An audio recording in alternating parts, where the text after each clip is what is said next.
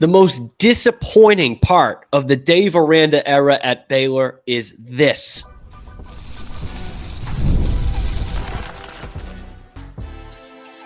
You are Locked On Baylor, your daily podcast on the Baylor Bears. Part of the Locked On Podcast Network, your team every day.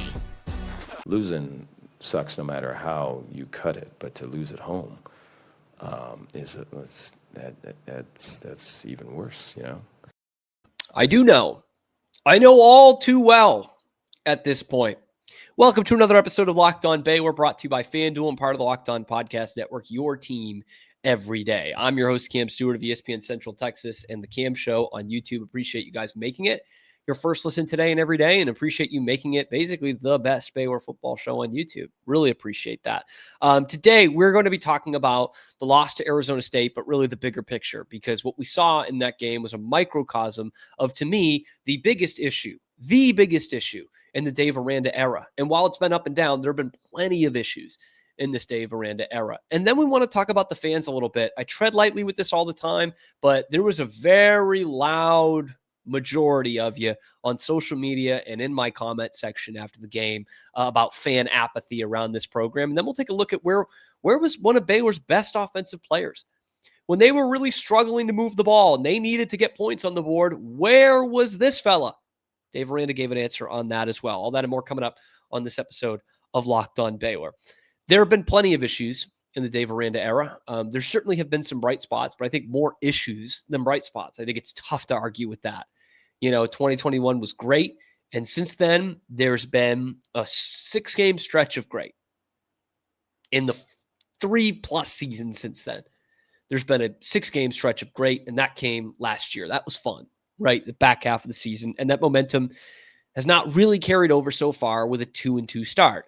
And it comes down to what I played in the open there. They don't win big games at home. They don't do it. It has become a really bad habit here at Baylor since 2021. And there hasn't been a ton of winning, big-time winning happening since that great season of 2021, maybe the best season in Baylor football history. But that's what's highlighted it for me. And Grayson Grundhoefer had a great tweet after the game.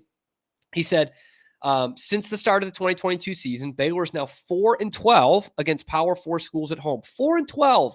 You win a quarter of your games against real football teams at home. And he goes 1-9 in games that I would classify as big games at home.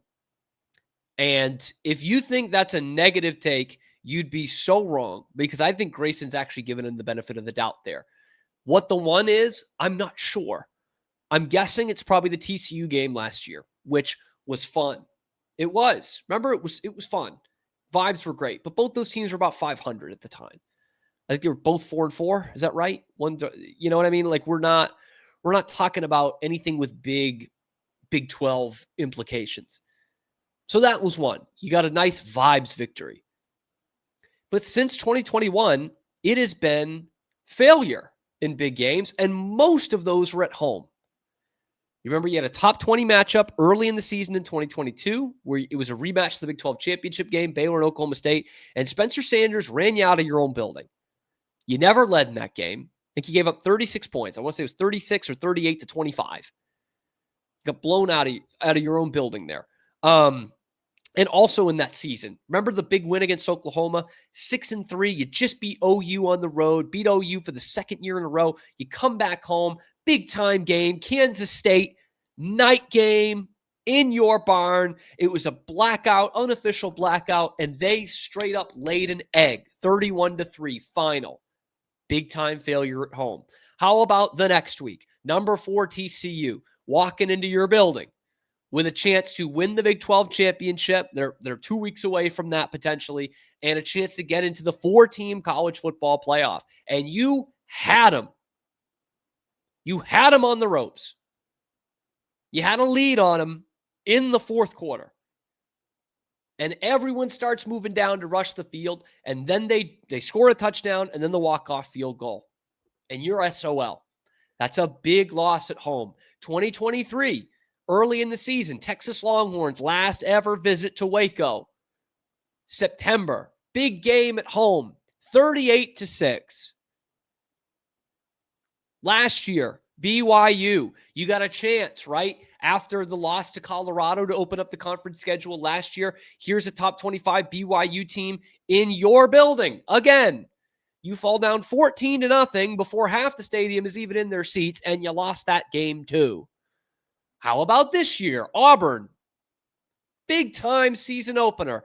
SEC opponent coming in here, not having a great run of the last 5 years or so. You bring back all this talent, and you never are really in that game either. You lose that game by double digits. And then Saturday night, big opportunity. Earlier in the day, you see Texas Tech versus Utah. And I was saying it this last week. A lot of Big 12 followers are saying it last week of like, okay, this is the other game in the conference. This is where you will find out who is a contender and who's a pretender. And that's a lot to say for week 1 of the Big 12 schedule, but I think that was fair to say. You lost that game too. In another game you should have won. You know, last year you outplayed BYU for 2.5 quarters, but you set yourself in a hole. You know, this year, Arizona State, you should have won that game. Oklahoma State, you couldn't get a stop. Auburn, you couldn't get a stop. We're going back years and years and years here to find your last big win at home. It was against Oklahoma in 2021, by the way. That was the last time you won a big game that you actually hyped up at home. That was the last time. That's not acceptable. That can't be acceptable. And it's a micro look at the macro problem, because whether it's home or on the road, big game, not so big game, Big 12 opponent, FCS opponent, this team under Dave Aranda, this program, fails to come out of the gate well. All the time. All the time. Like, that reflects on the coach. The constant of the last 4 years has been Dave Aranda. And I could see the frustration from the fans on Saturday. You could hear it, or hear it and see it on TV and in the stadium. I could see it in the comments after the post game. I could see it on social media all night long. This is frustrating, man. If you can't win big games at home, you can't win anything. Anything. You needed every bit of all your big wins at home in 2021 to win the Big 12 championship. Same thing in 2013 and 2014. The back-to-back Big 12 championships, you didn't lose a home game in those 2 years. Didn't lose one. That is a massive, massive problem. And it happens again. And it's a weird, fluky game where I don't think Arizona State was the better team, but you let them win. The only big difference in this game is 3 turnovers. You had 3 turnovers. Arizona State had none. 0. They scored 9 points off your turnovers. They win the game by 3, and they're humping your logo after the final whistle. You just get bullied at home all the time. And to me, with all that has gone wrong in the last 3+ seasons, that is right at the center of it. You don't win big games at home. Whenever you get your crowd and your fan base into it, you lose. And I can't tell you how many times I've heard Dave Aranda go to that podium after the game and say, man, crowd was great. We just got to be better for him. Yeah, we blew it. It's like twice a year, every year. It's getting really, really old. Like that Grayson Grunhafer stat, 4-12 against Power 4 teams at home since the start of 2022. 4 wins in this now the 4th season. I mean, I guess 3 because you don't have one this year. Against Power 4 teams at home. Power 4, not even Big 12, not ranked teams, not any of that. Just Power 4. That is nowhere near good enough. You can't have a 250 winning percentage against Power 4 teams at home. It just can't happen. To me, that's the most frustrating. I'd love to know what yours is if you want to let me know in the comments below. But what this leads to is fan apathy. It leads to a fan base that doesn't believe in this team, no matter how talented some of the players are, no matter how hard they work, no matter how much you want to buy into some of these coaches on the coaching staff. We're going to cover that next on Locked On Baylor.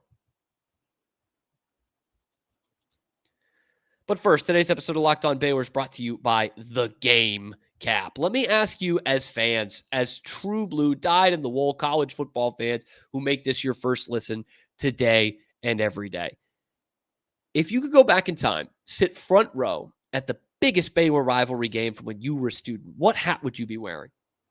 Yes, I said hat. Because for me, it would be one from The Game. They aren't just hats, okay? They're the same vintage styles fans wore back in the 80s and the 90s. And guess what? They still go for the same price they did way back then.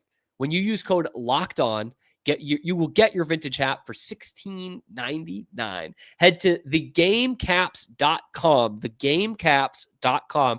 Grab your team's classic bar or retro circle design and use the code LOCKEDON, LOCKEDON, for an exclusive discount, because legends wear this little something we like to call the game. Back here on Locked On Baylor, in an episode that I don't love doing these. I'm not going to lie to you. Not because I don't like doing episodes for you guys. I love it. You guys have a great community.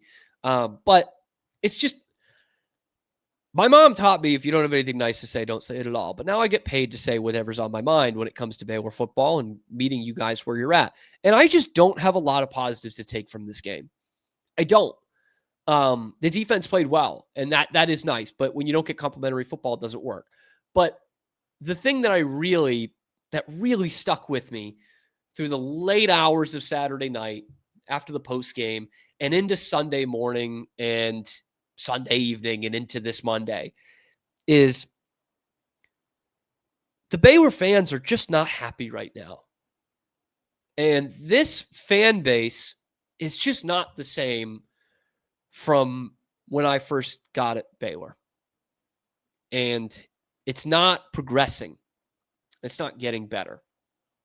And this is a tough subject for me to talk about because I never want to speak ill of Baylor fans. That's how I do this job, is because there's enough Baylor fans that we could do this. And there's a lot of great fans out there that call it how it is. And there are a lot of great fans who are there week in, week out, no matter what, and are making noise. Scotty B, T-Rex, Colt Barber, my buddy Chris McCray. These dudes are there every week, and they're pouring their heart and soul into this every week. Every home game, quite a few away games as well, right? These guys don't miss games. And there's plenty more out there that I can't name. And from all of those folks, I saw through Twitter, through some texts, through post-game comments, there was more complaints about this fan base and not creating a home field advantage. And I wish Baylor could be like Nebraska or Florida and looking at programs that have not been very good the last couple of years. Few and far between at this point for both those programs to have really awesome seasons. But they punch it out every weekend. They have a great atmosphere every weekend. Arkansas, same thing. Oklahoma State had a great atmosphere on Friday night. They're one of the worst teams in college football. They lost to Tulsa. And Baylor can't get that when we need a big game. But on the flip side of that, what I gave you in the first segment should tell it all. The Grayson Grundafer stat, that since the start of 2022, Baylor is 4-12 against Power 4 teams at home. When you don't create an environment, you don't get an environment. You know, you don't. And when I look through the years of my time being a Baylor fan, the atmosphere halts when Dave Aranda gets here. So as I've said so many times on this show and on this channel, like, I don't care if Dave Aranda is yelling and screaming on the sidelines. I don't care. If they win games, I don't care how he acts. But that does make a difference when it comes to how much the fans care, how much the fans want to be a part of this. And I'm seeing it pop up again and again and again. And here is the issue that I think Baylor faces. Baylor is such an elite academic institution at this point that they are getting fans from everywhere, students from everywhere. Their alumni go everywhere. Trust me, I used to sell this to people, okay? Your Baylor alums are all over the globe. I'm in Boston. Man, I come from Boston. We come from everywhere. They come from Minnesota. They come from California. They come from Chicago. Everywhere around this great nation in the world. And when you don't have that real connection with the people that are in your own state, you lose things like this. And I'm not saying, because trust me, this is, consider the source. I'm not saying don't go out and get students from New England or the West Coast. I'm not saying that. But that's an uphill battle that you got to climb through, especially when you keep getting more selective and you become an R1 institution. And I hear it from people who are working at the school now, who are students at the school now. I swear to God, I hear it a lot of these students and their friends who just don't want to go to the game. Sports fans, they're like, what do I care? They're going to lose a big home game. What do I care about going? That is an issue. That is the problem. There is a fundamental fan culture problem right now. And again, for most of you watching and listening, you are not the problem. Okay? If you're following along Baylor football every day, you're not the problem. Trust me. But there are too many people that are showing up to the game, and still many more that aren't showing up to the game that are the problem. And I just wonder, again, it wasn't that way with Art Briles because the team was really good. And Briles had obviously a really fun style and was very brash and bold and was very accessible. You know, he was on these shows. He was all over campus. Same thing with Matt Rule. Same thing. Dave Aranda's not, man. He's not on the Matt Mosley show. You know, he's not doing a weekly exclusive. He's not running around campus every morning the way Art did. You know, he's not handing out pizza to students waiting for a Baylor basketball game like Matt Rule would. You know, doesn't have that. Another person who was like that, Kim Mulkey. One of the great women's basketball coaches of all time, had one of the great programs of all time. How many times did the Lady Bears punch out the Farrell Center? Is it fair? I don't know. But those kind of things do really matter. But at the end of the day, you got to win. You just got to win. And they don't win enough of these home games. And then after a game like this, in the first 15 seconds of Dave Aranda's press conference, he says this. You look at this game, and man, the effort and the care factor, the fight, I'm very much proud of that. There's never a point in the game where, hey, you know, it's here we go again, or this game's getting away. Because we were saying that. As fans, we were saying that. We're saying here we go again. I got to say, this is brilliant PR by Dave Aranda to open with that. Because then people like me who want to talk about this look like a-holes because we don't care about care factor. I don't care about care factor. I know most of you do not care about care factor. Because, like, for these student athletes, this is their life when they're in school, right? Like, any of you who played a sport in college or know someone who played a sport in college, you know how demanding that is. Care factor is the bare minimum. That is the minimum. When your coach goes up to the podium after running his record to 4-12 in the last 3+ seasons against Power 4 teams at home and says, yeah, but they cared. We want more than that. And by opening with it and us saying we want more than that, that makes us look bad. Oh, you don't like that the players care? No, we expect the players to care. The players always care. You know, that's not on the players. They care. But that is such the bare minimum that we want more than care. We want wins. And right now, again, like I said in the postgame, I don't know what to make of this team. They're okay. Their only win against an FBS team this year, SMU, looks worse after TCU beat them more convincingly. You lose to Auburn, they've looked bad the last 2 weeks. And now you lose to Arizona State, who looked terrible 2 weeks ago against Mississippi State. But they care.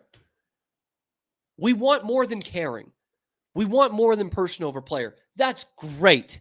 That is great that this coaching staff cares about their student athletes. I've never doubted that, and I'm glad that happens because at some places it doesn't. But at some point, we need to care more about execution than care factor. We need to care about scoring more points than the other team than we do about holding their head up high.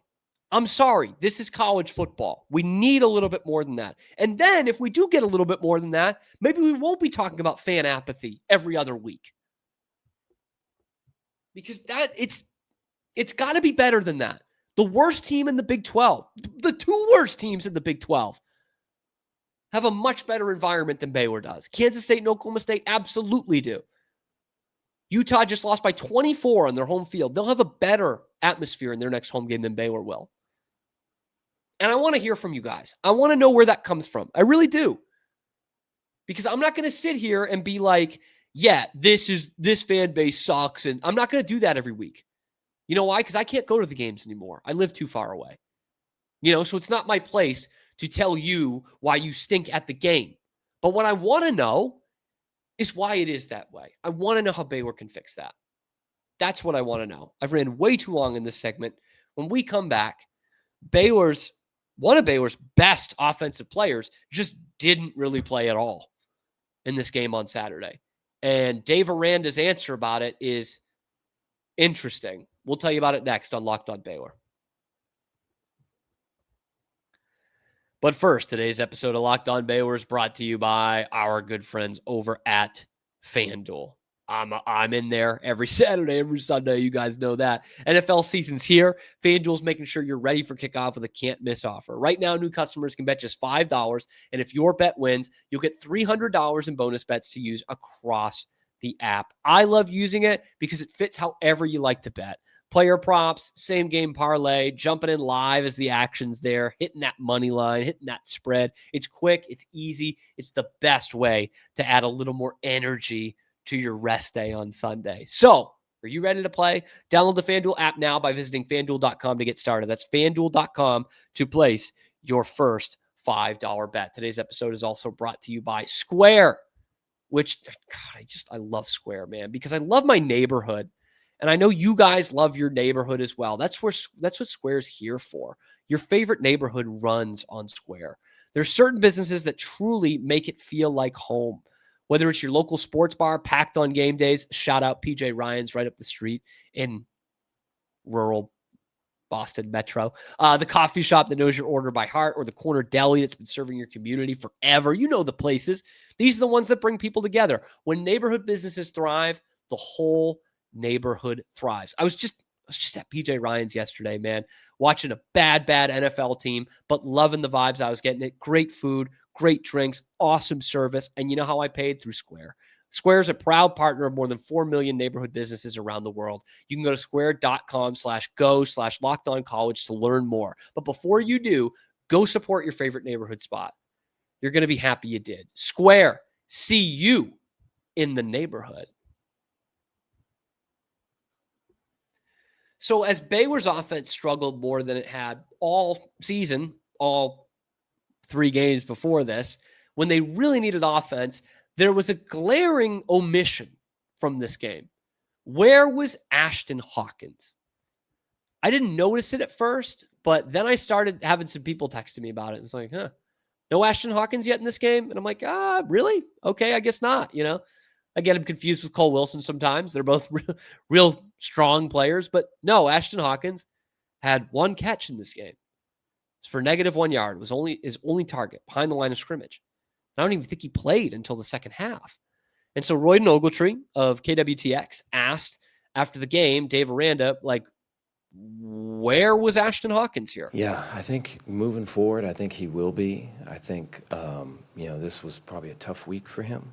And so I think moving on to next week, I think he'll be more involved, and you'll probably see him earlier in the game. So what does that mean? He wasn't on the injury report. Is it a bad week for him? I imagine it has to be something disciplinary because I don't think we saw him at all in the first half. I think it was the third quarter where he made that catch. So that happens. You suspend a guy for a half. But didn't really get much of an answer there. And your offense needed him in this game. When you guys struggled to move the ball, you could have really used some Ashtyn Hawkins in this game. And you just didn't have it. It reminds me of, and again, I'm not trying to speculate. I just think it's disciplinary because it was clear he wasn't hurt. He would have been in street clothes, and he would have been on the injury report. So it's not a matchup thing either. I doubt it because Cole Wilson, again, very similar to Ashtyn Hawkins. I'd say Kobe Prentice a little bit bigger, but plays the same position as Ashtyn Hawkins. Those guys combined for 7 catches. So, and 61 yards and a touchdown, I believe. So it's not just that. It's not just a matchup thing. But it reminds me of last year when all of a sudden, Michael Trigg wasn't in a game and Steve Linton wasn't in a game and you find out they were suspended.